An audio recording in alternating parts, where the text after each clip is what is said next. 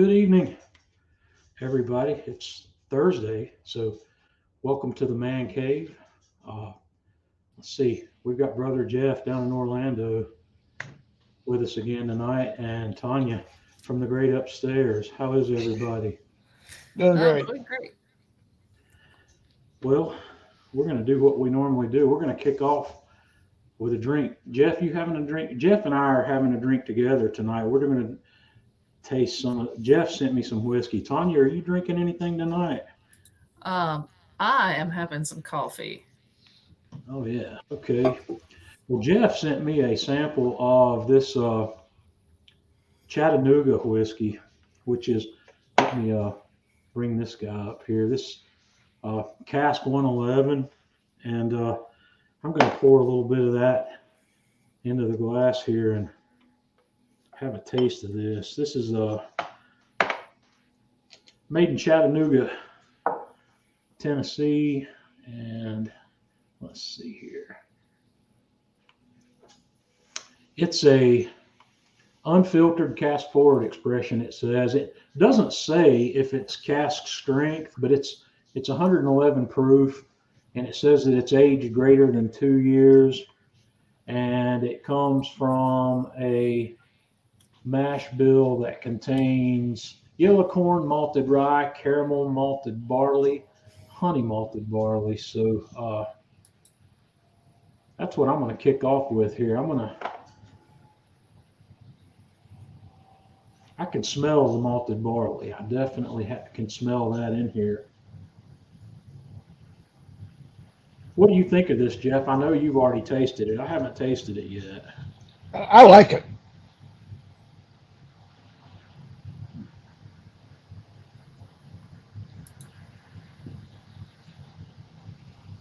Let's take a look at this.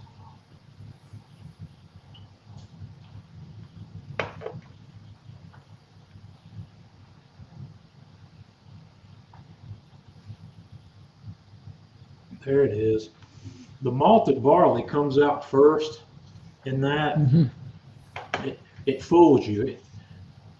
What I thought I was going to end up tasting there was like a scotch, and just right after that malted barley set in, that rye comes right in behind it and brings a little bit of a spicy note.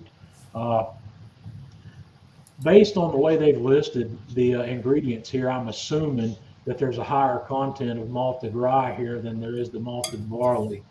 But since there are two bits of malted barley there, it's hard to tell. They don't give you the percentages in that mash bill.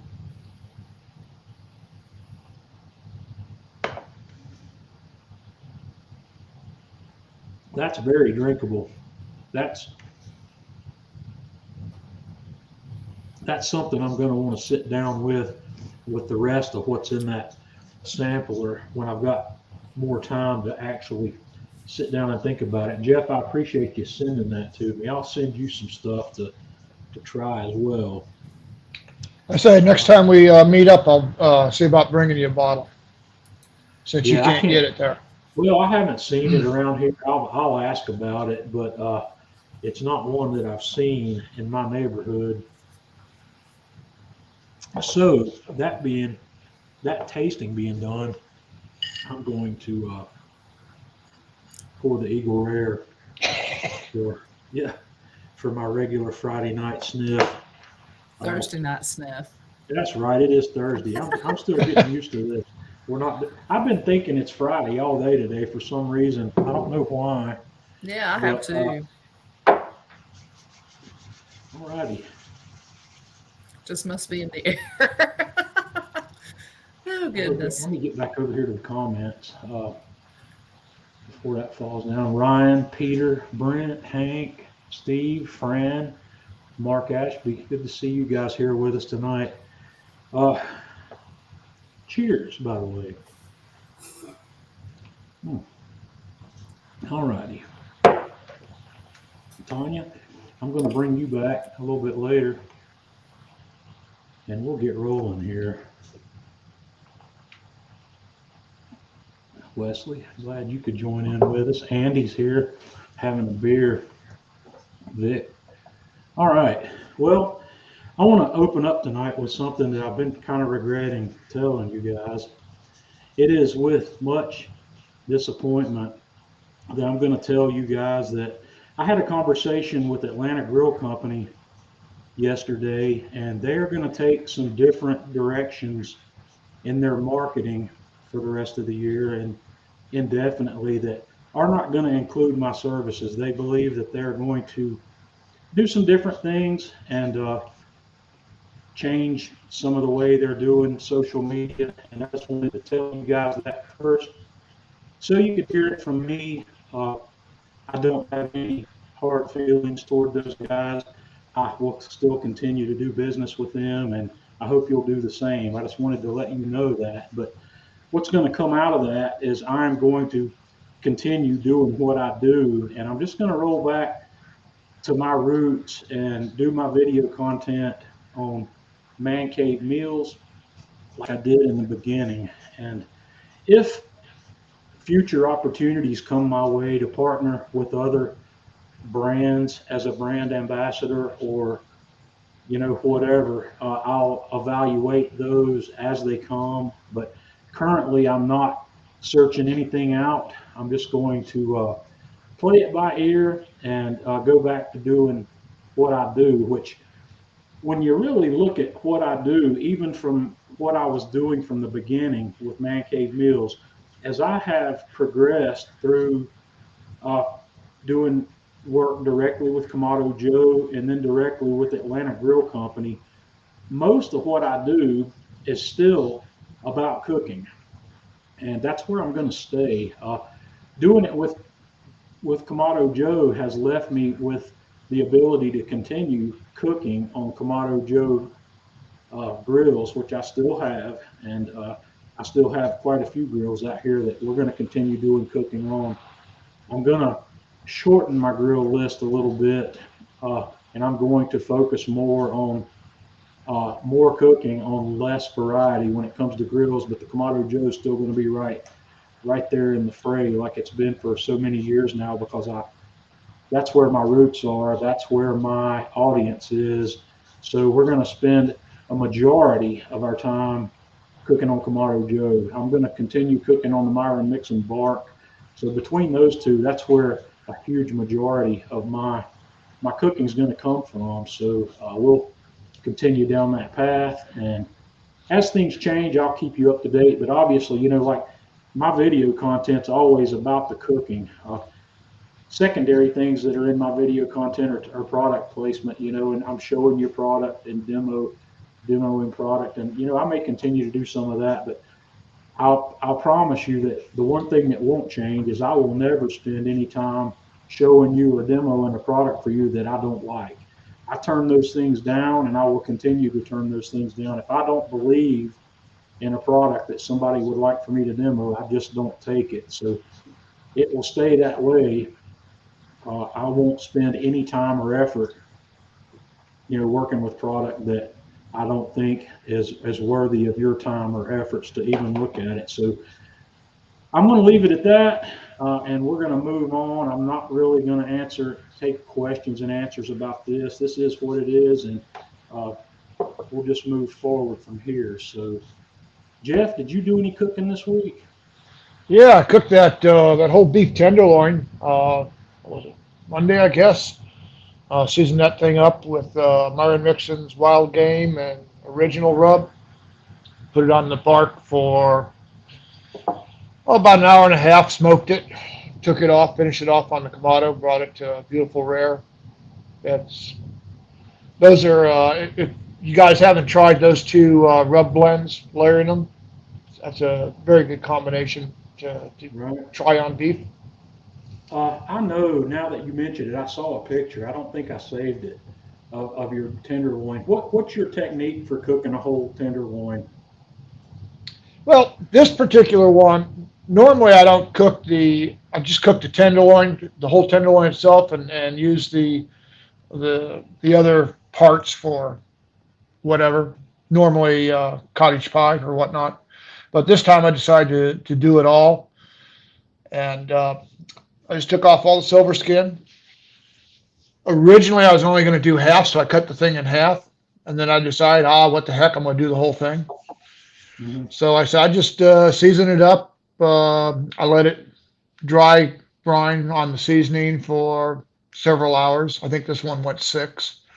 And then, naturally I was making another pot of chicken white chili. Go figure. Yeah. I love that stuff. Kathy I loves know that you stuff. guys love that. I need to make another batch of that. And Hey, we'll that's see. our go-to on the keto. I mean, that's our lunch. It's great. I do have another toy coming in the mail Monday that I'm going to have some fun with. Tanya and I decided to buy a canner. I've never done any canning, and we bought a pressure canner that'll be here next week, and I'm really looking forward to that because I think one of the things I don't care to do as much is make stock. But with the canner, where I can can that stuff and make it shelf stable, I think I'll probably go back to making stocks again. Uh, I like having chicken stock. I like having vegetable stock on hand. I like having a white chicken stock on hand, and I like having a brown beef stock on hand. And I may go back to making some of those. I'm taking an online class. I think I may have. I can't remember if I mentioned it on here or not. The guy that teaches the online classes that I take, the webcookingclasses.com, Chef Todd Moore, I bought a separate set of classes that he's offering called the Sauce Boss. And one of the things that I truly believe in bringing your cooking game to the next level is making sauces. I think a perfect sauce can take anything to the next level, no matter what it is, as Absolutely. long as it's the right kind of sauce for what you're doing. And this class is video-led instruction through making all kinds of sauces, starting with the mother sauces. And the preliminary video training is talking about making these stocks, the vegetable stock, the chicken stock, and the beef stock, because those are used. The chicken stock is used for making Espanol, or is that the beef stock? I don't remember. The dark beef stock or the brown beef stock, your Velate, your Espanol, these sauces have stocks. You're mixing that stock with your roux. Rather, you're not making a bechamel. In other words, you're not using milk with your roux. You're using these various stocks to make these other sauces. And the first video segment's learning to make those stocks. And I want to try Chef Todd's method for making some of these stocks. And I want to be able to preserve them. And typically, what I've been doing was I would put my stocks in a vacuum seal bag or in a Ziploc bag and just get all the air out of them, lay them flat on a sheet tray and throw them in the freezer and freeze them where I can stack them in the freezer. And that works pretty well, but I don't like keeping my freezer full of stock. I'd rather be able to make it shelf stable. So we'll be through Man Cave Meals. We're going to be looking at some canning in the near future. I bought this pressure canner that Tanya and I are going to experiment with, so we'll go from there. Jeff, do you can anything? No, nope, do not. The only thing I can is, or I shouldn't say the only thing that's canned in this house is Kathy's jelly. Well, that's what got me interested to begin with. The mint jelly that I made a couple weeks ago needs to be canned, but I think maybe if I can get Janice Berger to come on here with me and talk about canning. Janice does a lot of canning, so maybe we can get some tips from her on that. But anyway, let me see where we are here. I want to go back to let's talk about a couple of things. I'm going to bring my pictures up for the week. I don't have as much to talk about this week, but this guy came in the mail today.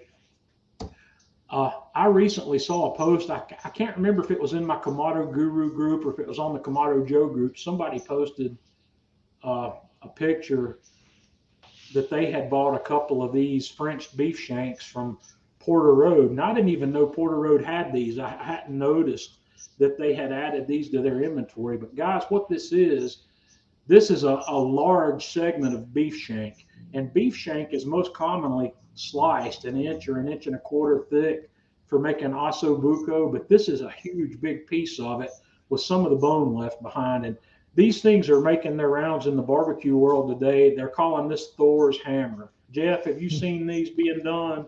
Yep. Matter of fact, we just did those at AGC. Yeah. And we're going to do that here at the man cave. I decided these things. This one weighs 4 1/3 pounds or so, and it was only $40. So I think that's a pretty good deal in the greater scheme of things from Porter Road. So I got this one, and I'm gonna work on that next week. I've been thinking about it today. I've been looking at some ways. I know how I want to cook this. I'm going to smoke it and then braise it, Yeah. but I'm looking for what I want to do, how I want to season it, and I'm gonna go back to some of my roots. I think, like since we're talking about going back to my roots, one of the things that's gotten less popular during my time in barbecue is using a wet rub. I think I'm going to put together a wet rub for this instead of a dry rub, and I'll put that thing in some low temperature smoke for 6 or 8 hours maybe, and then finish it in a braise and make that guy where it just wants to fall off the bone when I pick that up. And That's where that big Le Creuset pot would come in handy. I don't have a Le Creuset pot big enough to hold that. I do.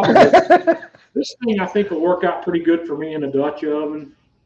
I've got several Dutch oven choices around here, but I'll probably just put that in my Lodge Dutch oven, my Lodge enameled Dutch oven.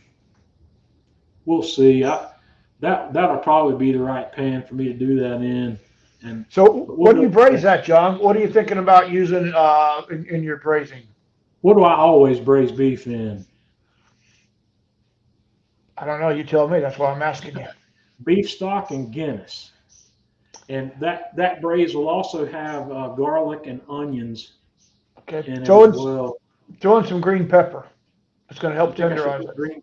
Green pepper in the braise. Well, either of the peppers, green, yellow, combination thereof, but do a mixture of peppers and onions. That's going to help tenderize that really nice. Well, what I'm going to end up doing when the braise is done is I'm going to take some of that braising liquid and I'm going to put a cornstarch slurry in it and make a sauce out of it to drizzle over the top of that. Because what I'm going to want to do is I'm probably going to want to serve that over stone ground grits. Yep, that's what I would say is do that. Take and drain that sauce out.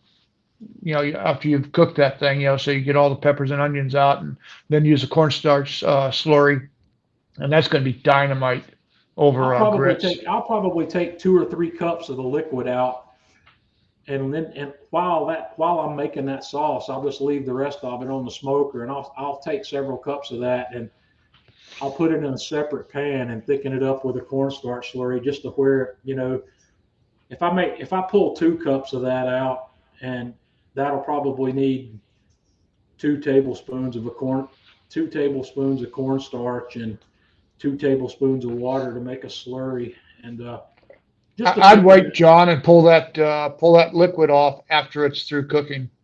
Yeah. That way you get all that nice flavor of that beef sitting in there. I will. It'll be done cooking, but you got a lot of leeway with that thing. I can leave it on the smoker while I'm making the sauce after I absolutely. That liquid out. That sauce won't take but 5 minutes to make. I'll need to raise the temperature up. I'll need to boil that liquid while I put the cold slurry in there to get it to do its thing pretty quickly. Something I want to experiment with in the future with sauce making that I haven't experimented with yet is using xanthan gum and an immersion blender instead of cornstarch. I've watched this done, and it's a really intriguing method for thickening a sauce. But have you ever played with that? Yes, John, I have, and I've not really been completely happy with the results. So you tell me how you like it. I didn't like the taste that the xanthan gum added to it. It shouldn't bring any flavor because it does. I just a tiny amount. Yep, I just would rather go with the cornstarch. Okay, it's tried and true. I need to buy some xanthan gum, and I'll pick it up and I'll experiment with it before I actually. That's something I would have to experiment with because the technique to make xanthan gum work is different from cornstarch. I won't get away with just making a slurry with xanthan gum and heating it. You got to use an immersion blender. or a regular blender to make that work. So we'll go from there on that. What's next? Is that my next picture? Or did I, oh boy, let me back up here. Last week I left you guys hanging on the calzones I was working on. I made the 48-hour cold fermented sourdough that I was going to make calzones for Tanya and I for dinner Friday night. So I'm going to, here, if you were with us last week, you got to see my process of what I went through to make this dough and then put it in the refrigerator. So we're picking up where I took it out of the refrigerator. Last Friday, I took this out of the refrigerator about 1 o'clock, where I was planning to cook the calzones sometime between 5 and 6. So I took these containers out and I let this dough acclimate to room temperature where you can work it. And when time to cook came, I fired up the Alpha 1, got it nice and hot because I wanted a deck temperature of about somewhere 650 to 700 to cook these calzones. So I took some red onions because I had some red onions, and I took a yellow bell pepper and a red bell pepper and kind of made a thick julienne. I wouldn't really call this a julienne. It's not pretty like a typical julienne. I just cut them into some fairly fat strips, and I tossed them in a skillet with some butter and olive oil. And I cooked these guys, but I did not cook them down to where they're floppy. I just heated these through, Jeff. I also put a little bit of salt, pepper, and garlic on this, some of my salt, pepper, garlic blend to season these veggies a little bit. And I just cooked them, and I left a little bit of crunch on them. I didn't want them to go soft on me. So we just lightly sauteed these veggies to about what you see right here. That's about where I pulled them off. And then I got my dough out on my lovely new stainless steel prep table that I have here in the man cave. I just shook out some semolina flour and got my dough balls out, and I worked my dough balls out into two. These are about 11-inch diameter, roughly, pizza shapes. And I bought some ricotta, and I make a ricotta blend for pizza use and calzone use. That I took the ricotta out of the container and I mince garlic on my microplane grater where it's really finely minced, and I mix that in along with a pinch of salt into this ricotta, and then I just smeared some of that ricotta on there that you see here. And in this picture, you can see my sauteed veggies. And Tanya and I had this conversation with Tanya. I said, what kind of meat do you want to put in these calzones? And what does she tell me? Meatballs. Okay, so I normally wouldn't want to put meatballs in a calzone, but Tanya's mom had made some meatballs that Tanya still had in the freezer upstairs. So I took these things out and I cooked these in a little bit of tomato sauce. I won't say I cooked them. These were already cooked. I reheated them in some tomato sauce, and I put them on here just like you see. And then to that, I added some whole milk mozzarella that I grated and some grated, I used Pecorino Romano, or no, I used, did I use Pecorino Romano? I did. I used Pecorino Romano here instead of Parm.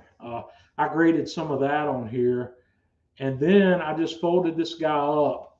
And I'm not a calzone guy. I've not done a lot of these, but I learned a trick watching another guy's video. Instead of, I just pinched this together here along the edge, but I learned the trick watching somebody else do it. You fold that edge back over itself and pinch it down again where it will really hold together nicely. So here I've got nicely shaped calzones ready for the oven. So I scooped these guys up with my pizza peel, and I cooked these one at a time because I knew that I didn't want to put two of these in the Alpha 1 because it would have been a little bit dicey being able to shift them around, being close to the fire in there. But I put these in there and I kept turning them. You know, I rotated this guy around. And this first one I cooked, this is questionable as to whether or not I have too much char on that. This one's borderline. It had a little more char than I was going for, But this is about a 3.5 minute cook at 700 to 750 degrees. The second one I did, I kept it moving a little better, and I got a little bit better looking char. Here's the second one. In my mind, which who knows if it's any good or not, this is a perfect cook for what I was looking for on my calzone. I think this has got just the right amount of char, and I was really happy with this one.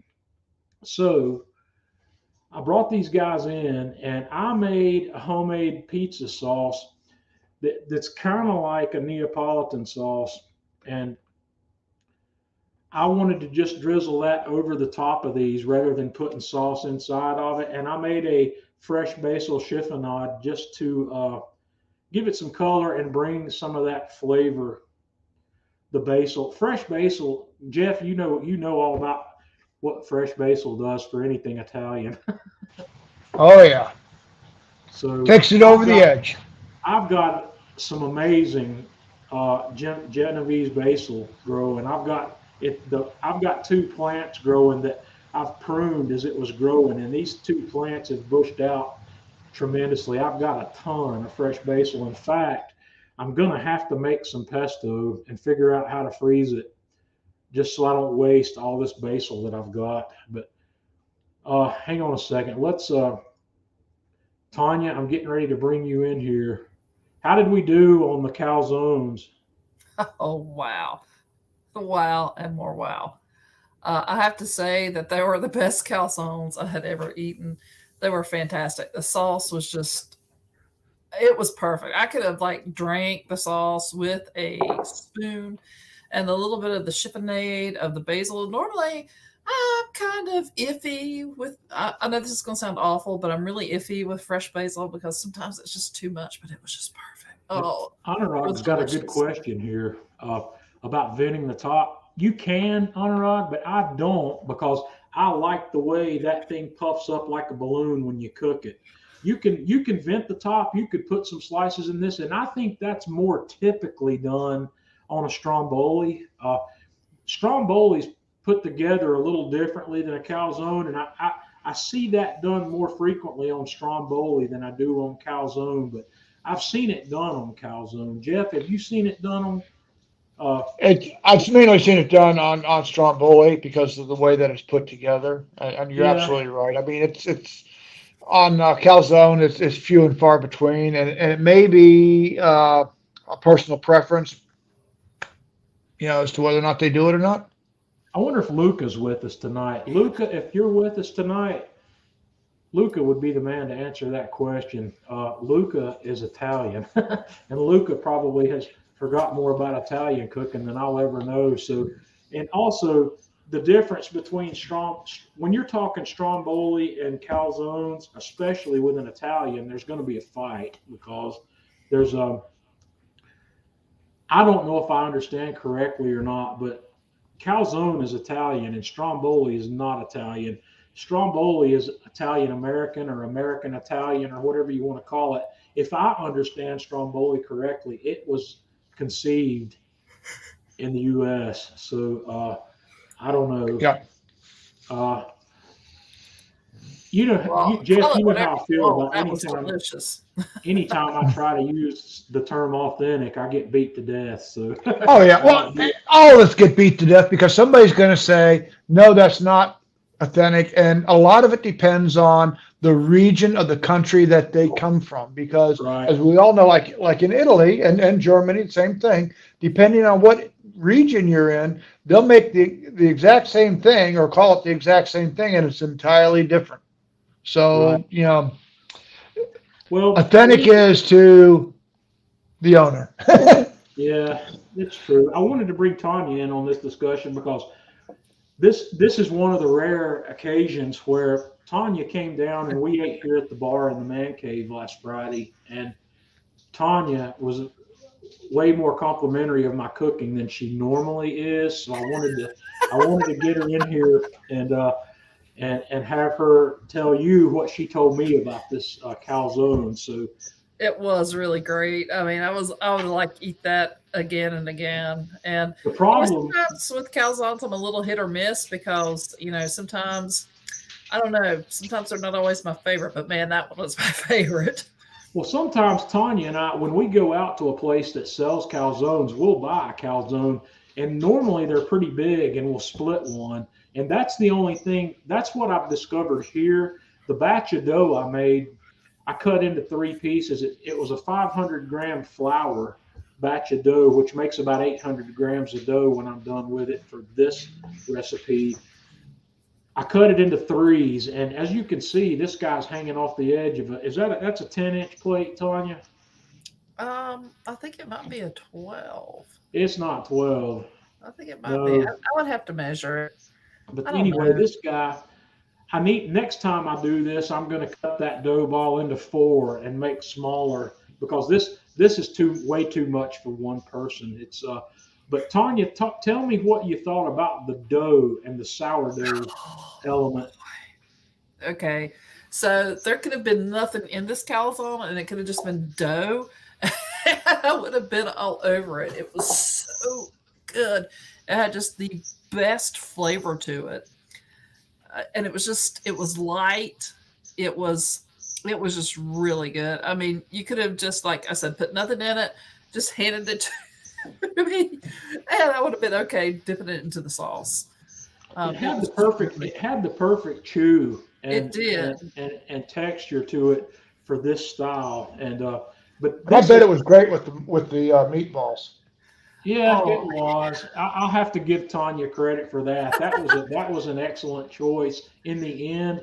I didn't want to do it at first. When she suggested that, I told her no. I said, I'm not putting meatballs in a calzone. And then Why not? Thinking about it. I got to thinking about it, and I said, hell, let's do it. I said, this is the man cave. It'll be the man cave calzone, the man cave version of a calzone. Right. And, John, let's look at a calzone. A calzone is anything that's left over. You throw it into a calzone. Yeah. I mean, that's truly what a calzone is. It's anything that's left over. Well, my favorite calzones have nothing but cheese in them. I like a cheese calzone that's got a ricotta and several other cheeses in it. That's what I like. But I gotta have some meat in mine. Be it sweet Italian sausage, meatballs, whatever. Well, what I was just like, what I ultimately wanted to do was get some large pepperoni or salami or something, some of the large sliced deli meats to put in there, and then the meatball thing just hit me. I said, we're going to use the meatballs, and we did. Great choice. They were fantastic. Yeah, whether I do it again or not, still up in the air. But I would like Italian sausage in there. I would like sliced Italian sausage in that. But I'm a little hit or miss with Italian sausage. And John, you left out really the most important thing about using the meatballs. Not only did they taste fabulous, but John got major points with his mother-in-law. I bet he did. So, yeah, Steven's got it there. He says, yeah. It is, Steven. I'd have to go back and look. Like I said, I don't worry so much about I like to use the term semantics when I'm talking about, it's how you interpret the words or how you interpret a definition. It is what it is, and you call it whatever you want. The way I tell people, I said, you can call me whatever you want as long as you call me when it's time to eat. And that's right. Don't ever call me late for dinner. Don't be late calling me for this one. You can make this one again. Tanya, we're going to do this again, and we're going to do them a little smaller. And I can envision this. I can envision this project as making, what do they call those hot pockets? Is the hot pocket thing? Is that that's not like a stromboli, but can you imagine making these things the size of a hot pocket? Something small like that where you can take it to work. You could take those, John, and throw one meatball in them, in each one of them. Make them that small. They'd be great little appetizers. True. Well, that does make a good appetizer. But another thing along that theory that makes a great appetizer is ravioli done this way. So we'll play with that. Tanya, I'll bring you back again, but thanks for thanks for supporting my calzone effort here. Well, I will support your calzone effort as long as you promise me that you'll make them again. They were Yeah, really we'll good. do it again because that's a beautiful. It's a great cook to do on the Alpha, and they were amazing. That char, guys, don't think for 1 second that this is burnt. I mean, it is burnt, but that's part of what adds the flavor character to this thing. This brings that Neapolitan flavor to the calzone, and that's exactly what I was looking for. The only thing I would do different, there's two things I would do differently when I do this again. Number one, I would not let that one go quite that far on the char. And if you can see this picture on the plate here, my tomato sauce is a little bit runny. And I got a little, that sauce needed to be a little thicker for this application. But this sauce is the perfect texture and designed for Neapolitan pizza because that sauce is going to cook on the pizza. This sauce needed to be pre-cooked a little bit to thicken it up and reduce it just a little bit for this application. And Cindy, I don't know, you talking about freezing them after they're cooked? It's not something I would do. This is not something I would. Much better fresh. Yeah, but No. you know the thing is, you could make it before you cook it, put it in the freezer, and then bring it out. Yeah. I think it would work. I mean, Steven You is mean saying that they've got. you think I frozen- could put that you think I could put the calzone together all the way up to the point right before I was ready to go to the oven, freeze it, and then thaw it out and cook it again? I sure do. Absolutely. I think all you'd have to do is slap that bad boy on a sheet tray, you know, one of those little pan sheets with maybe the I'm not so Parchment sure on about paper that. stuff, yeah, parchment paper on it, stuff it in there, let it freeze, take it out, saran wrap it, toss it in the bag, bring it back out, it'd be fabulous. I think I would have to change the dough technique if I wanted to do that because that dough, when I took that dough out of the refrigerator and let it do its second rise there for 4 hours, if I punch that down, if I fold that up and freeze it again, I'm not sure that the yeast would have the energy it needs to do its thing again on a second thaw. It'd be worth a try. I'm not going to say you're wrong, but we'll look at that. I was right about All the meatballs. Oh, and one last Luca thing. responded to me, and he said it's sometimes he puts 3 small cuts in his calzones. To Very blend them. small. He slits his. Sometimes. Okay. I don't know if there's a right or wrong way to do it. So I don't think there is. I think a lot depends on the ingredients that you're using in your calzone.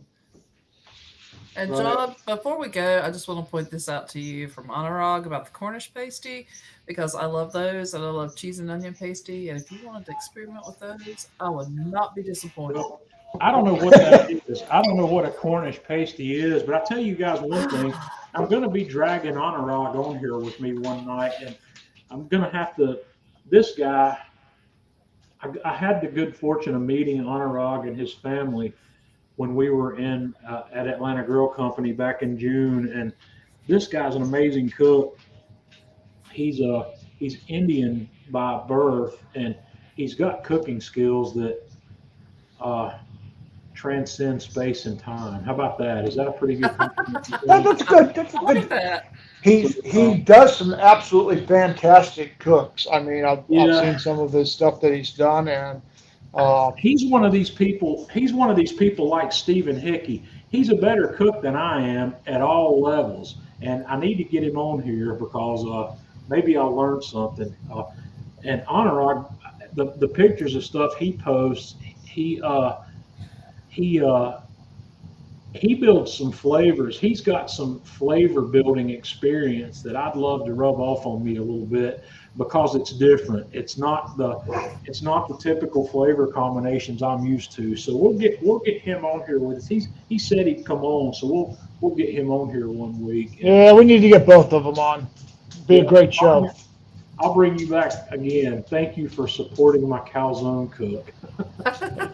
So where are we here in the picture lineup? Okay, another thing I did that I've been playing with, I posted about this on the Man Cave Meals page earlier this week. I've been playing with mustard and molasses and bourbon. And I love honey mustard. Honey mustard's one of my favorite things, unfortunately. But I saw something when Tanya and I were out shopping recently that made me think, and what I saw was it was a honey mustard that was made with molasses. And I got to thinking about that. After I saw that, I could not stop thinking about that flavor combination because I couldn't recall ever having it. Jeff, have you ever had a honey mustard that was made with molasses instead of honey? I don't know if I have or not, John, to be perfectly honest. Well, you're familiar with, you understand the flavor difference between molasses and honey. Oh, They're absolutely. totally different. And I couldn't stop thinking about that. So I picked up some of my favorite stone ground mustard. I'm a big fan of this Engelhofer that you see here in this picture. That's This good stone stuff. ground mustard. And the reason I like this one is because it's a perfect split between whole grain mustard and stone ground mustard. You can look at this and see that there's still a good bit of whole grain in there that hasn't been ground up. And I like that. I don't dislike the whole grain mustard where it's all whole grain, but I love a stone ground mustard that's got a good bit of whole grain left in it. And this Engelhofer is one of those. And That's this, one of my favorite mustards right there. it is. They have a hot sweet. They have several varieties of this, but this one's my favorite, and I've been buying this one for years. So They also have a horseradish, a creamy horseradish that's out of the world. yeah, I haven't tried that one yet, but I'll have to check it out. But I had some molasses. This Grandma's molasses is the brand that I keep on hand here usually because molasses is an awesome sweetener anytime you need a sweetener, in my opinion. Some people wouldn't use it for some things, but it's a good sweetener. I'm a big fan of this, and I'm a big fan of another sweetener that Tanya introduced me to called Lyle's Golden Syrup, which is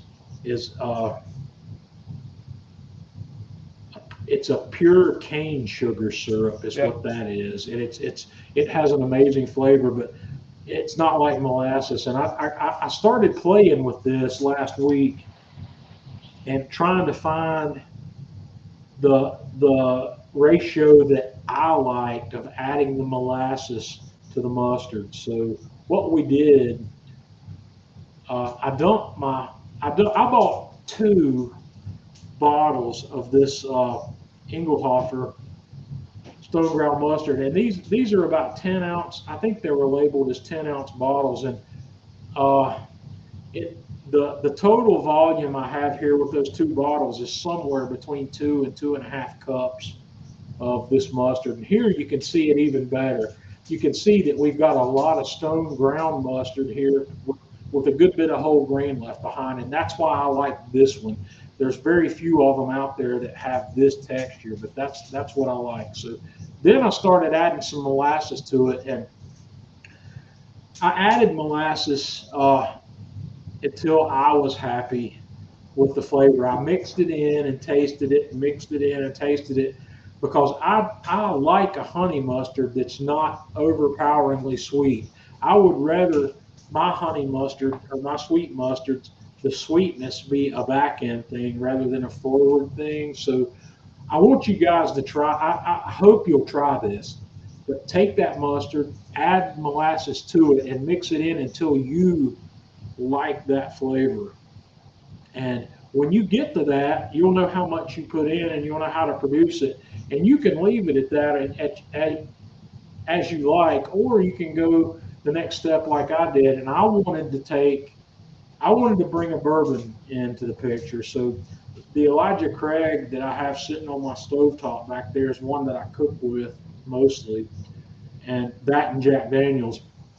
And I added I started with 1 tablespoon, and I think I ultimately finished with 2 tablespoons of bourbon in here because I wanted to be able to get the bourbon on the nose and in the palate of this. So what I ended up here with was,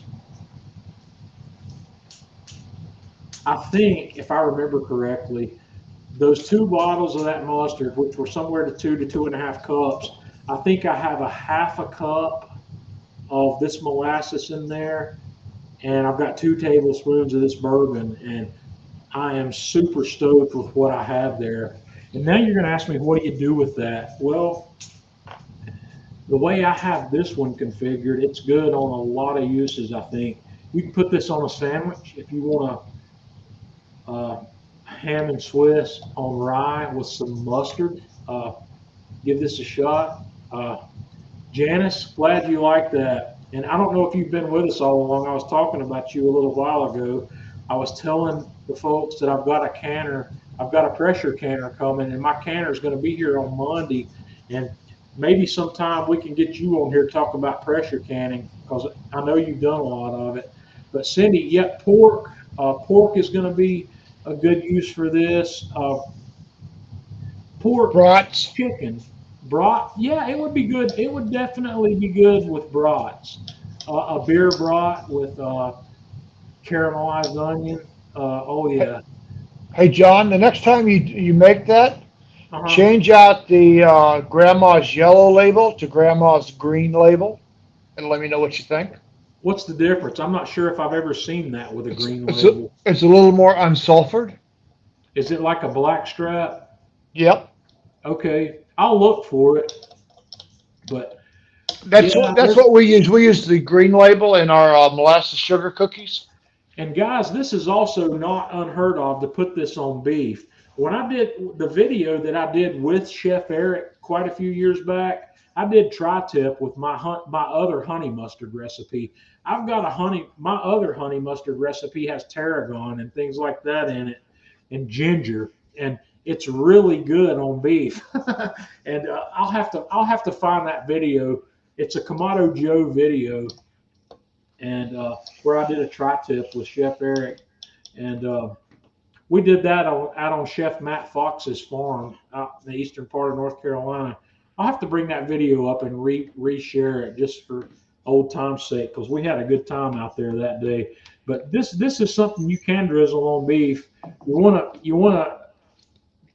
This is a powerful flavor. Mustard, guys, you're aware that mustard's a powerful flavor. So if you want to put this on beef, use it sparingly, because beef is bringing its own flavor, but chicken, which doesn't bring its own flavor, this is something that's great on chicken. And pork, lean pork like pork loin, which is bringing some flavor, but not as much as beef might. This would work. This works well on that also. But I really hope you'll try this. And I gave you the ratios I use, but I want you to throw that idea out. I want you to do what I did here. Put your mustard in a bowl, start adding molasses and mix it up and taste it as you go, and figure out where your sweet spot is, because it might not be the same as mine. You might want yours to be sweeter than this. And to make this the equivalent of a typical honey mustard, you're going to have to use at least twice as much molasses as I did, and maybe even more, because a lot of honey mustards that I've had in the past and that I've made in the past are often 1 part mustard, 1 part honey. And that's really sweet. And if you like it really sweet, that's the way to go. But since molasses is bringing some additional flavor profile with it, work it up slowly and just be experimental. That's how I learn, and that's how I come up with things, is trying it. And that's a good point, John, because your taste for what you like is different than what I like. So I mean, always go with the starting point and then work your way up from there, and till it meets your palate taste. Yeah. When I posted this, the first time I posted this as to what I was doing, I intentionally did not post how much of everything I use, because I wanted to see how quickly I was going to get the question, how much of each did you use? And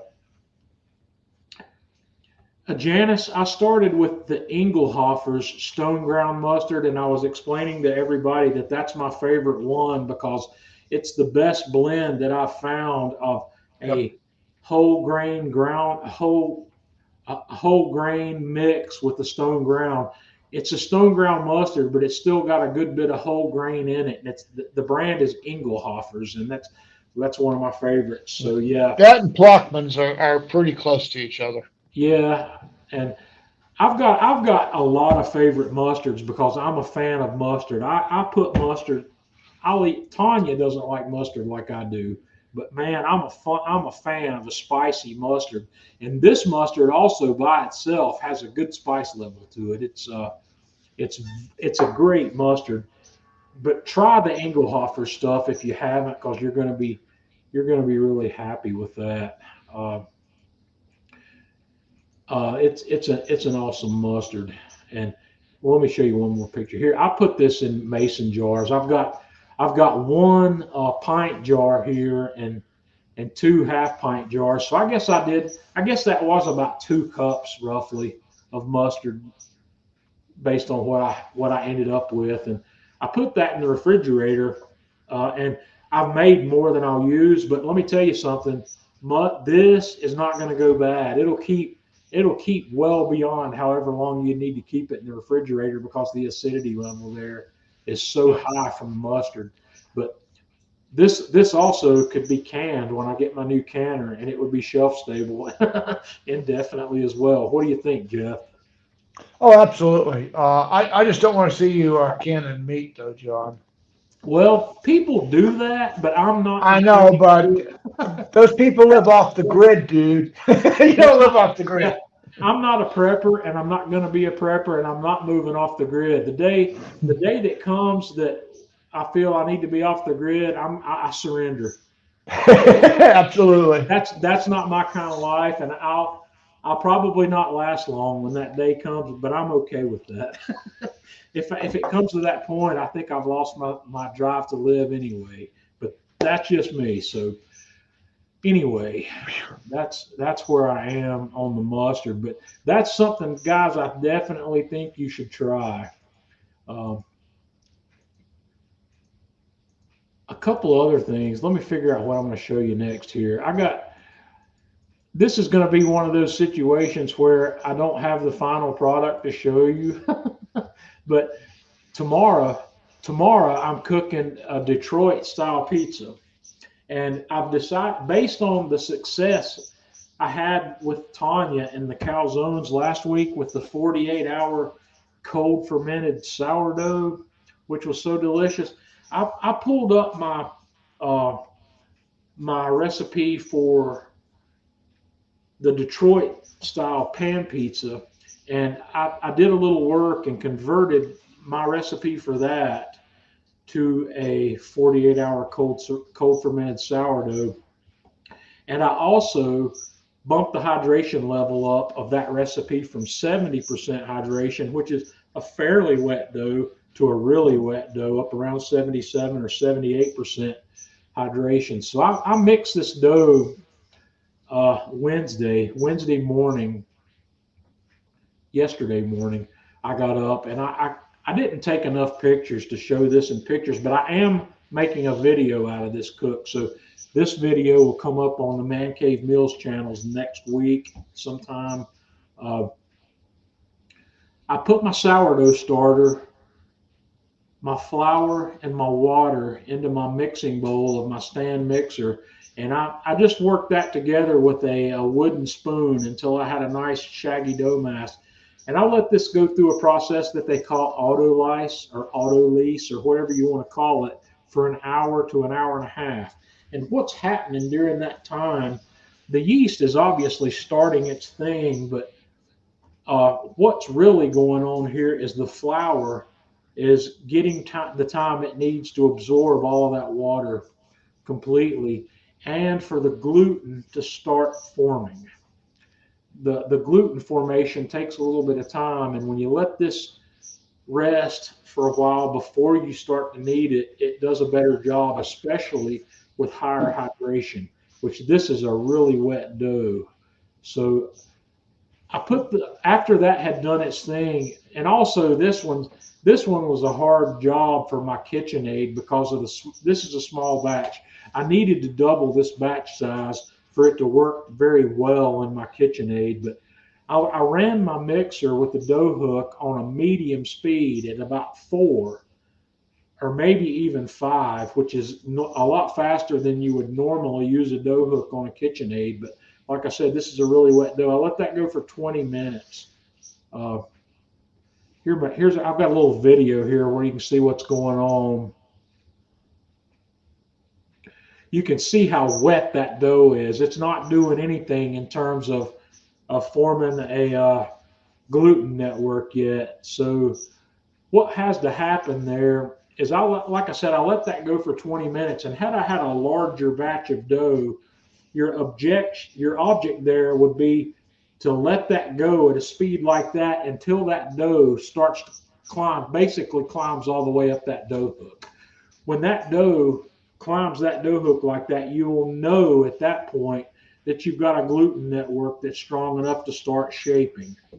And I never got to that point, and I didn't want to let it keep going. So what I decided to do was I took that dough out and I put it in. I've got a large, deep plastic. It's a Rubbermaid tub. The dimension, that thing's about 8 or 9 by 14 inches, maybe. It's a pretty nice size plastic tub, and I use this tub when I'm making sourdough stuff because I like to go through the stretch and fold processes. Anthony, glad you could join us tonight. I like to stretch and fold dough. So what was going to happen here is I'm going to have a bulk rise, is what you call this first stage, of 4 to 5 hours at room temperature before I put it in the refrigerator. So what I wanted to do during this 4 or 5 hours is the same thing that I would do if I was making a sourdough bread loaf. Every 20 or 30 minutes, I want to come to this and stretch it and fold it several times in each direction, which helps build that gluten network and helps give it some structure. So that's what I did here. And I went through that. I think I went about 5 hours every 20 or 30 minutes doing some stretch and folds. And here we are at the end. You can see it's starting to hold its shape better at the end. And I was able, I don't have pictures of this to show you, but what I do is what I call pulling a window. I grab that, I pinch that dough and pull it up and pull it apart. And you should be able to pull it apart to where you can see light coming through it and it not tear. That way, you know you've got a good gluten network. And in the future, guys, I'll try to make a video showing that, because that's a really important concept, I believe, when it comes to sourdough and this kind of proofing. But when this proof was done, I shaped this guy. Here's actually the last picture. I shaped it up. I kind of made a dough ball as best I could with it. I put it in one of my smaller dough tubs, put the lid on it. That's a grease tub. And I tossed it in the refrigerator. And it's currently in the refrigerator where it's going to stay until tomorrow. And I'm going to do the same process I did with the calzones last week. I'll pull that out tomorrow at probably about 1 o'clock, 12:30 or 1 o'clock. And Jeff's still alive there, but he's not moving, is he? I'm moving. I'll pull it out at 12:30 or 1 o'clock because we're going to go through what's called the bench rest, and we'll let that guy come back to room temperature. But I'm trying to decide. I'm probably going to let it bench rest in that container that it's currently in. I'll take the lid. I'll loosen the lid where it can get a little bit of air circulation in there to help it acclimate back to room temperature for about 2 hours. And then at the 2 hour mark, I'm going to take it and I'm going to put it in the pan that I'm going to cook in. I'm going to oil that pan. I'm going to put a good bit of olive oil in the bottom. I'm going to cook in a 9 by 13 pan instead of my 10 by 14 pan tomorrow. And I'll probably put 2 or 3 tablespoons of olive oil in the bottom of that pan. And then I'll just dump that dough in there, and I won't try to stretch that dough out. I'll just let it sit there. I'll cover that pan with plastic and let it sit for another 2 hours to let that dough continue to acclimate to room temperature to where I can nicely shape it out into the bottom of that pan and let it do its thing. And then we'll start working the magic before we cook. I'll heat my alpha oven up, but what's going to happen is, like, this is a Detroit style. This is a very specific style of pizza, and I'm probably about to the point where I'm ready to admit that Detroit style pizza is my favorite style of pizza. I love it. It's really good. You're gonna and part of what makes Detroit style so good is the amount of cheese that goes on it. And you got to get that cheese out at the edge, and you're going to want to kind of tuck some cheese down into the edge of that where it gets up against the pan and where it chars, where it caramelizes and turns brown and black. That's part of what gives this pizza its characteristic. And I bought some, I'm going to use a little bit of my whole milk mozz that I had left over from those calzones on there, but I bought some Havarti and I bought some Munster because I unfortunately am in a part of the world where you can't buy Wisconsin brick cheese. It's just not available around here anywhere. I've seen it once and I didn't buy it, and I've never seen it at that place again. So the traditional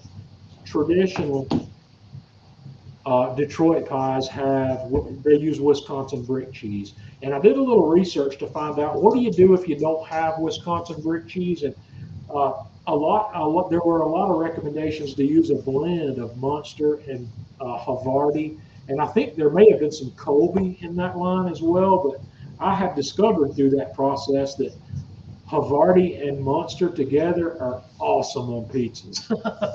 That's a crazy good cheese blend to use on any kind of pizza, and I've fallen in love with that. So I bought a red bell pepper and a green bell pepper that I'm going to dice.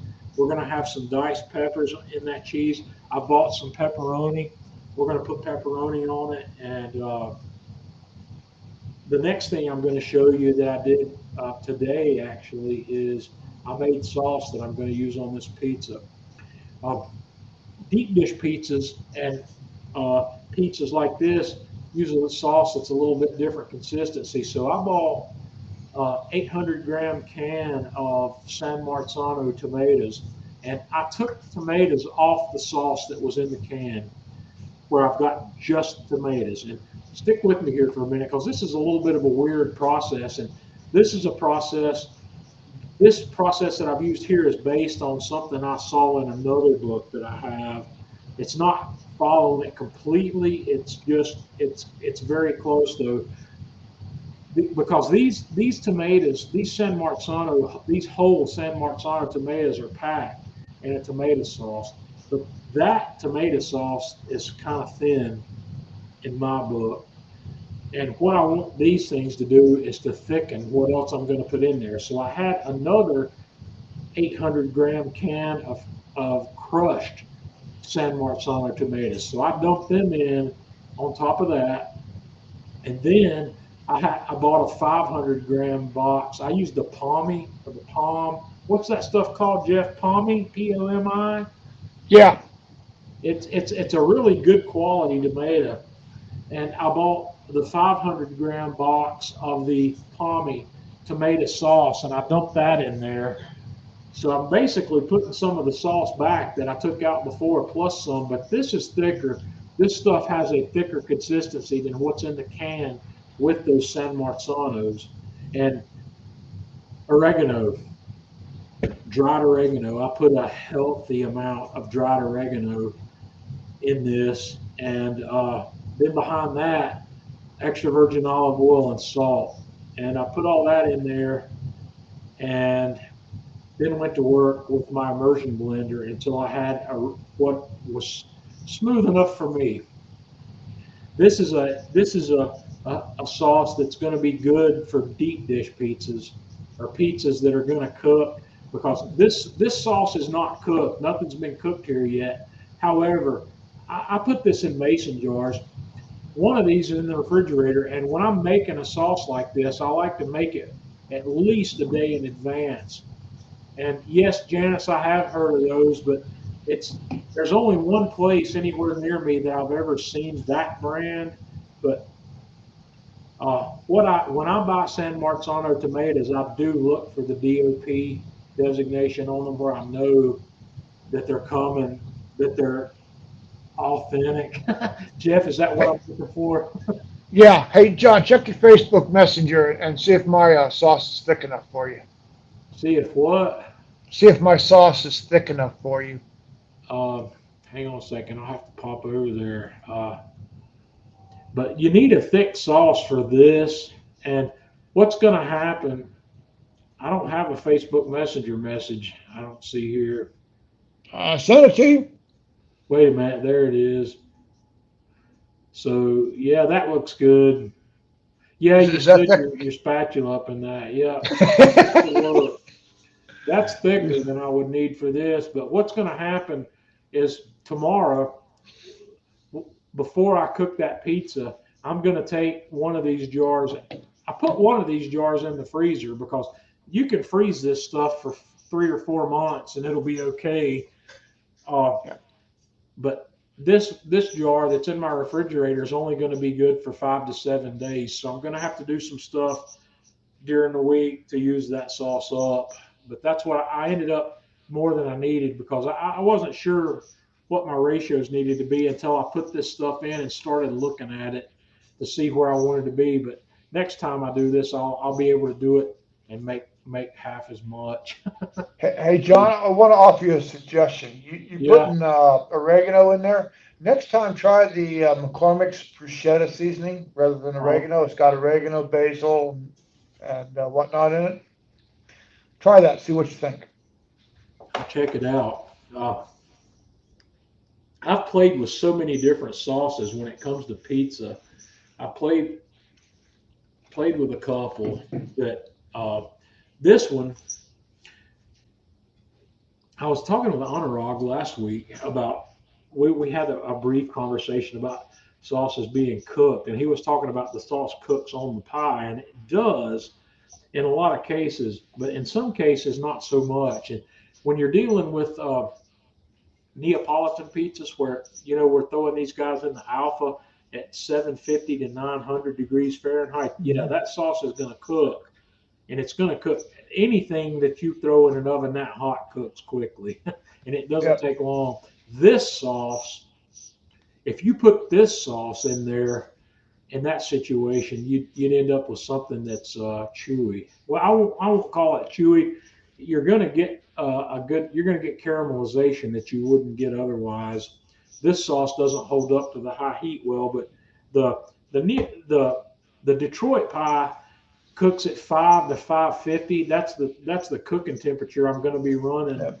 for the Detroit pizza, and it's going to be a 10 to 12 minute cook at 5 to 550.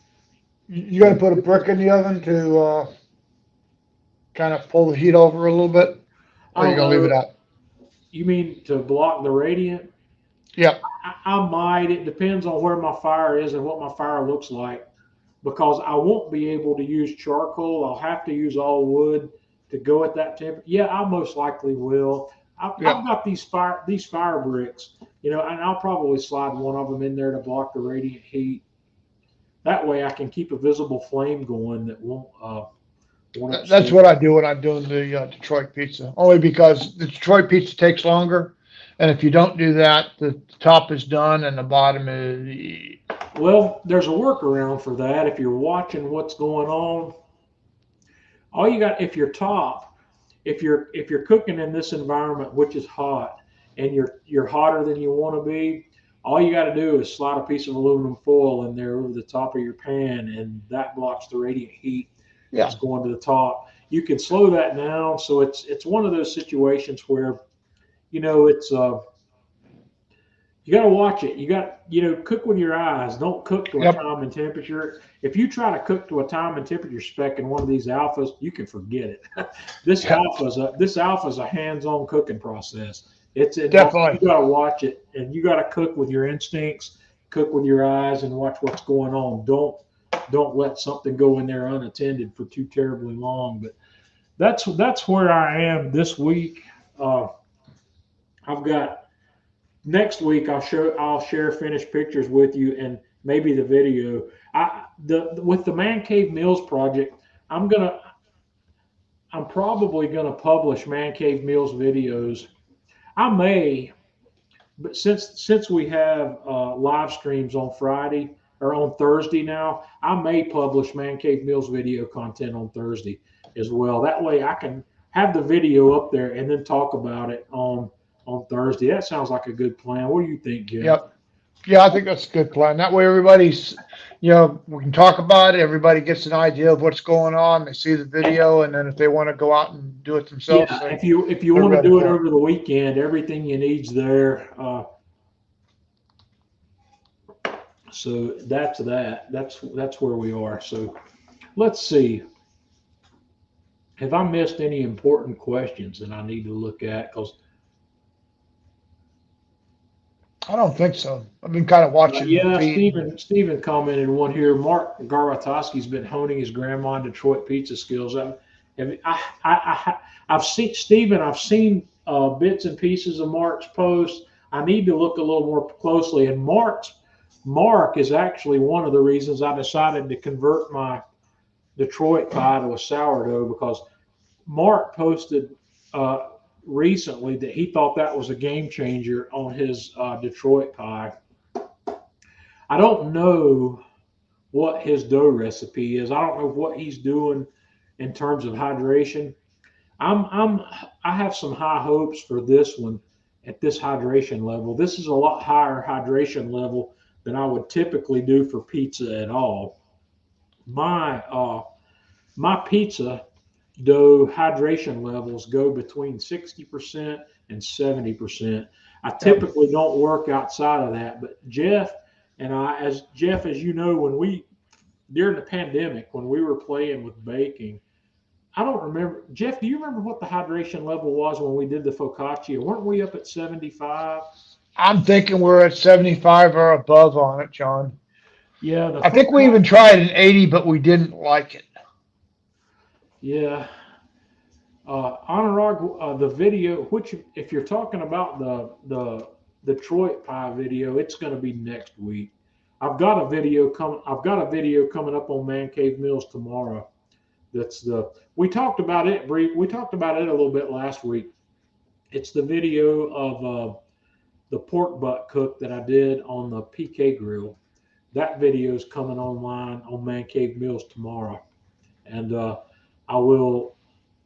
This Detroit pie video I'll publish. I'll plan to put it up on Thursday. I'll have all the video shot tomorrow, but I will publish that one the following week. And I try to be a week ahead of whatever I'm doing. So Yeah, to answer Anurag's question, John's going to start posting everything on Thursday, so we can talk about it during the posting podcast. video content. Yeah. I'm going to post other content throughout the week.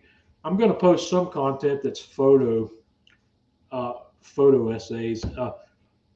Oddly enough, I'm still under the impression that the posts that I make, where I put a group of photos together and do a write-up to go with it, those posts get more user engagement than my video posts do. I'm really at a point where I'm asking myself, why am I wasting time doing video? I get a lot of people and that's what I don't understand, John. I don't understand, on my videos that I've been posting, the Pops, Pitts Pies and plenty more. I've been doing just, a video of pictures, and those seem to be doing very well. I mean, I don't understand the difference between, and basically, it could be the same length as the video versus pictures, and the one does better than the other. I don't know it. I understand why. It's because attention spans are short, and I think a couple of photos and a paragraph get a lot more user engagement than a video that takes a few minutes or 7 minutes or 10 minutes to watch. But I'm afraid to quit making videos. No, don't quit making videos. I mean, like I say, mine are running like a minute in length, and they seem to be doing real good. But I mean, your videos in 3 minutes, it covers everything we need to know on a cook. This video that's coming up tomorrow is 8 minutes long, on the one I did where I cooked the butt on the PK grill. Well, some need to be longer. I mean, it depends on, what the Yeah. cook is. Well, we'll see. I'm still publishing to YouTube and to Facebook, and we'll see. My Man Cave Meals YouTube channel's got 24, somewhere between 24 and 25,000 subscribers, but not the fact that I've been not publishing a lot of cooking content to YouTube's hurt me over time. I'm not getting the traffic I used to get, so it's going to take a while to get that back going. And Jonathan, I appreciate that vote of support. So what you're going to have to do to get me to keep making videos is when I publish a video, you're going to have to at least leave a comment on it, because I'm not getting a lot of feedback on the videos. And if that trend continues, I'm ultimately going to quit making videos, because the user engagement that the videos get drive the YouTube and the Facebook algorithm to show that video to other people. If nobody's showing interest in that video, it's a waste of my time to make it. So keep that in mind. If you want to keep seeing video content, I need your help. I need you to engage with that video in some way, shape, or form, if it's a comment or not. Like I said, when I post a I mean, couple even of just nice, just the Yeah. word nice on it, yeah, helps. when I post a couple of photographs with a paragraph, I get scads of comments, and I get even more comments if I don't give you enough information to where you need more. You got questions about it. And my videos, I think the problem with my videos is I'm so detailed in what's going on, you don't have anything left to ask. And maybe I need to stop being so detailed to where it challenges you to leave me a question. But I've got to have user feedback. I've got to have user engagement on those videos if I'm going to keep making them. Otherwise, we'll see. We'll see how it goes. Like I said, the user engagement's far superior on a couple of photos and a paragraph. Carl, I appreciate it, but help me out. If you're watching my videos, leave me a comment, leave me a question. That kind of thing helps, and it's good incentive. And I get a lot of great comment. The comments that I do get are good, and people will tell me in a private message, I've been watching your videos for years, but today I'm trying this, and then they'll ask me a question about how do I do this, and I'm very lenient with my time. I try to answer questions when people send me instant messages and private messages Yeah. and whatnot. It is time consuming, but leave the comment on the video and help, because that helps me. It helps the whole process. It helps when Well, YouTube. it's all algorithm It is, driven. So, I mean, and I tell people I hate to pander to the algorithm, but it really sometimes is something you got to look at. You've got to ask, because making a video, guys, is a lot of work compared to making a few photos as I go and then posting them with a paragraph write up. I can do a few photos and a write up in a minuscule amount of time compared to what it takes me to shoot video, edit video, post video, and then making a video slows my cooking process down tremendously. Don, I'm glad you enjoyed them, but like I said, if you're watching my video content, help me out. Leave a comment, ask a question, and I always answer the questions that are posted on my videos, and I'm more than happy to do that. But I need more user engagement on those videos. And guys, while I'm thinking about it, let me get back to this. There's something else I need to show you on Facebook. I feel guilty about this, Jeff. This is something. have no shame, John. Don't feel guilty. Yeah. Our brother Jeff here has got his own Facebook page, you guys. And if you're not following Jeff, you should. Jeff's got his own little Facebook page here now called Pops, Pits, Pies, and Plenty More. And Jeff's a fantastic cook. Jeff's also, guys, one of these cooks that's a better cook than I am. He just hasn't spent I know about that. he hasn't spent the time on social media that I have, but now Jeff's got his thing going here. So this is Hey Tanya, let me see if I can. I'm going to post this in the comments on the stream here. The link to Jeff's page, and next time, Jeff, I'm going to remind me, Jeff, before. Yeah, there it is. There's the link to Jeff's Facebook effort. Now, Jeff's posting more content on Facebook of what he's doing. And Jeff, next week, remind me. I'm going to put one of the scrolling banners that goes goes across the bottom during our stream. Remind me. Don't let me forget to do that, or I will. Cool. And we'll put that up there through part of the live stream, so we can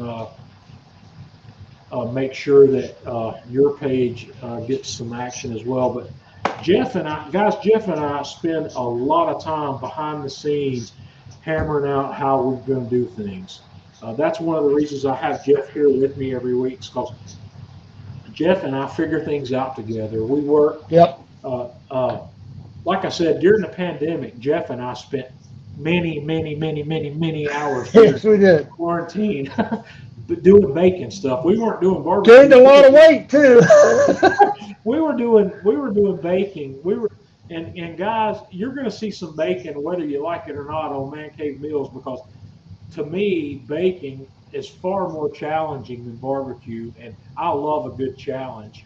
Yeah, I tell you what, John, and I enjoyed that. I mean, you take a look at our either our focaccia or our cinnamon rolls. How many times we changed that recipe before we finally got to where we go, okay, this is what we like? That's I what mean, you it gotta must do. have been You gotta try it. 5 to 7 times. Stay with it. And guys, some of those projects that Jeff and I did, I made video content of those projects that is on the Man Cave Meals Yep. YouTube channel. I didn't get them all done, but I got the sourdough boule. That's on there. I got the Focaccia's on there. The focaccia is on there. The cinnamon rolls are on there. I think I got the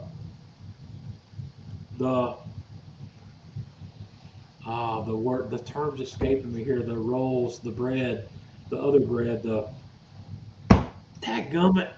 We did so many. I'm trying to remember everything. It's the other bread loaf we did that was a high hydration loaf. So we did focaccia, we did the cinnamon rolls, we did the ciabatta. Ciabatta, there it is. That's the one. Had to get the main thing. Yeah, I mean, God, we were baking like crazy fools. Guys, the only thing that we did that I think came out perfect on the first try was the focaccia. I did not do focaccia. No, we did change the hydration on that, John. We increased it. Did we? Yep. But, I mean, the first one was good. Then we went, gee, I wonder what would happen if. You know, that wonder if. Focaccia is one of those things that the more water you can work into that dough, the better it Absolutely. A big open crumb. And guys, let me get Tanya back in here, because Tanya loves the focaccia. I do love the focaccia. The focaccia is, I think John and I have perfected the focaccia recipe. I think so too. It's. I mean, that is just, whew, that's good. Yeah. I mean, and I tell myself, no, I'm only going to eat a piece of it. No, I can. No. The other video I made was the white sandwich loaf. Yes. That's amazing bread, and that bread is also perfect toasting bread. And focaccia is like Lay's potato chips. You can't eat just one. Focaccia, really, I love toast. Tanya and I have one of these Breville long slot toasters, and we love taking a slice of that focaccia and putting down in there and toasting it. Yes. And then if there's any left over. I like drizzling a little bit of olive oil on top of that after it's been toasted. Because first of all, the focaccia has got a good bit of olive oil in it to begin with. John, let me give you a suggestion. Before you drizzle it on, take your olive oil and throw some nice cracked black pepper in there, and then drizzle that on. Mm. And you can also get a little balsamic in that mix also, because absolutely. Yeah. That's great. Balsamic and olive oil and cracked black pepper for that, or you can use that as a dip. In fact, where is it, Tanya? Is it the what's that Italian restaurant down in Hickory, Tanya, near the Iron Thunder? Carrabba's? Carrabba's. When you go to Carrabba's, the bread they give you this little dipping tray that's got olive oil and some seasonings, and it's got balsamic in it. Yep. That's a great dip for this kind of bread. It really is. And Anurag has got me interested in. I've got to go to the olive oil shop up the road here and see if I can find some of this extremely aged balsamic. Anurag brought some balsamic vinegar to Atlanta with him that Was off the hook. it changed my opinion of what balsamic vinegar is. I've never had anything like that before, and I appreciate that. I'm going to go get some. Let me tell you what I appreciate. Anurag, we got some of the cheese. Yeah, I bought some of the You're going to like that cheese. I'm telling you, you are going to like that cheese. Yeah, we're going to have. In fact, Tanya, do you have some of those crackers handy upstairs? I'll bring this up when I come, and we'll have a few of these. All right, that'll be great. Yeah, we'll try that. That is some off the hook cheese. That was really good that Honor turned this onto that. I've never had that before, and it was great. Anurag says it's an 18-year-old balsamic. I can fly some down for Thanksgiving. Where does it come from, Anurag? Where did you have to get that? Did you have to fly it down? Did you pick that up on the left coast? See, Anurag, guys, he lives in two different worlds. He lives on the right coast part of the year and on the left coast part of the year. So, yeah. And Janice got to try some of that too. It was crazy. We had these crackers. Yeah, it comes from San Diego. It figures it's a left coast thing. I'll see it what was off the hook, though. There's a shop here. There's a shop in Hickory and a shop in Morganton just on both sides of me that have good olive oils and good balsamic vinegars. I'll go see what they have. But we had these. I have never had a balsamic that good. I mean, yeah, and we were smearing. It didn't leave a bite. It was great. This Robiola soft cheese on there, and then a couple of drops of this 18-year-old balsamic vinegar on top. Mm. Yeah, I love balsamic vinegar. I'm a huge fan. Yeah. Well, hey, Tanya, you would have loved this stuff. Let me tell you what, it was. I got to ask you. I have never tasted anything as that good. Am I going to be able to afford it if I find it? Do I need to take a credit card? A loan? How much should I expect to pay for an 18-year-old balsamic? I don't know. I've never bought it. The only balsamic vinegars I've ever bought come off the grocery store shelves. And I will tell you, I bought one off the grocery store shelf there recently that I really like. Well, maybe I'll take Tanya with me, and let Tanya bring her credit card.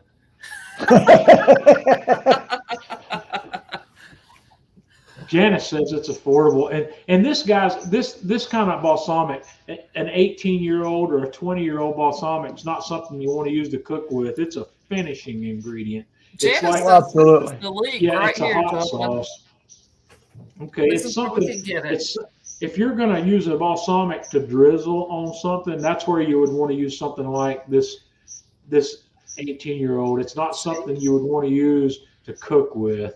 If you're going to cook with balsamic, or if you're going to make a balsamic reduction, use your grocery store variety balsamics. Yeah. If you're going to drizzle balsamic on something as a finishing ingredient, that's where you want to use the quality stuff. Baker and all. This is definitely a finishing. Lose that link that Anurag's posted there. Yeah, Janice posted it too, so we've got it from both of them. Save that, and we need to look at that, and we'll get your credit card out.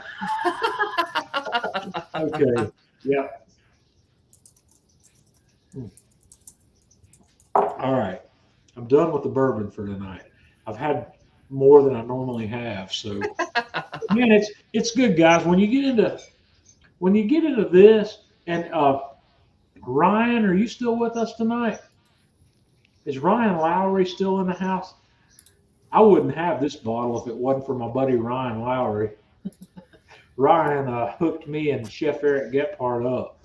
So thank you, Ryan. I'm excited Janice about says trying it's this 40 40 right myself. now. Okay. Yeah. Look, I'm so excited because all I have heard is about Otterrock brought this cheese and Otterrock brought this balsamic. Well, It's the best the ever. cheese. Tanya, And I'm I here to didn't tell you. get any. I didn't get any because I wasn't there. That's all I've Well, heard. Then I I'm was here to like, tell you, Tanya, that stuff was, I was that like, cheese was hey, off the hook. John, is this the stuff you were telling me that Otterrock brought? Can we It buy is, some of and this? Tanya and I went to Whole Foods earlier in the week, and I said I want to look and see if they have that Robiola, and they did. They had two different varieties of it. They had a version of it that was produced here in North Carolina, and then I think they had an Italian version, and I think I ended up buying the Italian version Yeah, you did. instead of the Excited. version that was produced locally. Uh, I don't remember why I changed my mind. I changed my mind for some reason. I don't. They were both basically the same price. This is not cheap cheese. It's Mm-mm. what was it, Tanya? Was it like $28 a pound, something like that. that? And I don't remember, but guys, this is a cheese it's a soft cheese that you're gonna smear a little bit of it on a cracker. You're gonna try that. Honorock says the Italian one's better, so Tanya, we scored. We did the right Yes. thing. We bought the Italian one. Okay, so when I first tried this, Honorock brought this with some crackers. So I was smearing a little bit of this on crackers, and man, that's good. And then all of a sudden, Honorock says, drop a little bit of this on, and he got that balsamic vinegar out. Man, that's a game changer. Just a drop or two of balsamic on top of that cheese on those crackers. God, that was Off the hook. I have the page bookmarked. I have the page bookmarked so that we can get the balsamic. okay. Well, Tanya, we'll look at that. We'll see how, but we'll not open the Robiola tonight. Let's see how long it's going to take us to get the good balsamic first. Okay, Onrock, I have a question for you. I've gone to your link, and it has several different ones. Which one am I looking at that you got, that you brought us? It's gotta be the off the hook one. I don't know what he had. What he had was in a bottle that had no label on it. The classic. Janice is saying the classic. It was a small bottle. It was like a 2 or 3 ounce or maybe a 4 ounce bottle. How big was that bottle? It was small. But like I said, this is a finishing balsamic. This is not something you cook with. And it's something. I'm not saying the classic on the page. The basic one and the espresso is what you tried, he says. Okay, I I see see the the espresso. I do remember the espresso one. I do remember that. We had 2 different ones. And there's the traditional balsamic. All right. Well, He says it's $9 a bottle. That's not bad. So, okay, Tanya, figure it out and let's get some on order. Is it Okay, coming out? It's coming out of San Diego. Well, I'm not seeing anything for $9 a bottle. I'm seeing $19.99. I think you missed a one in there, Janice. It's just money, Jeff. It's just money. espresso balsamic. But no, seriously, that I've got a olive oil place up here in Winter Park that has I want to check my local place I and see what they've got because we've got 2 of these shops around here that are probably chains. Mm-hmm. Tanya, what's that one in Morganton called? Do you remember what it's called? I don't remember what it's called. It's one of these places where you go in there and they've got these decanters that have different olive oil, different balsamic vinegars in there, and you buy them by the bottle size. And I need to go in there and see what they've got in terms of aged balsamics and see what they have. There's one in Hickory that was called the I don't remember what the name of the place It's the crushed is. olive. The crushed olive. Is it the crushed olive or the ancient olive? The one I that think was the in crushed Hickory olive was is called the Hickory. crushed olive because Tanya, that's where we bought that blood orange olive oil that you bought. That you made. That I like to put in my brownies. Tanya Yeah, the made blood orange is great. She made brownies with blood orange olive oil that were crazy. Yeah, they were good. We use that on I salads. also, John, I picked up some balsamic vinegars from there, and one of them I picked up was a chocolate balsamic, and I was told to try it on ice cream. It was good. Well, we need some of Really? that espresso. We need some of that espresso balsamic Okay. that Anurag brought. We got to have some of that, and we got to have some of that 17 or 18-year-old or whatever that was called. Yeah, and Steven says we can buy, a 25-year-old for the price of a bottle of Old Fitzgerald. I mean, Okay, Stephen, Oh, yeah. I'm not trading in my old Fitzgerald for balsamic vinegar. Let's see here. That bottle of old Fitzgerald's not in the frame behind. It is in the frame behind me, barely. There it is, right up, yeah, agreed. right there. There's the old Yeah. Fitzgerald. I had some old Fitzgerald last night. I was I don't know.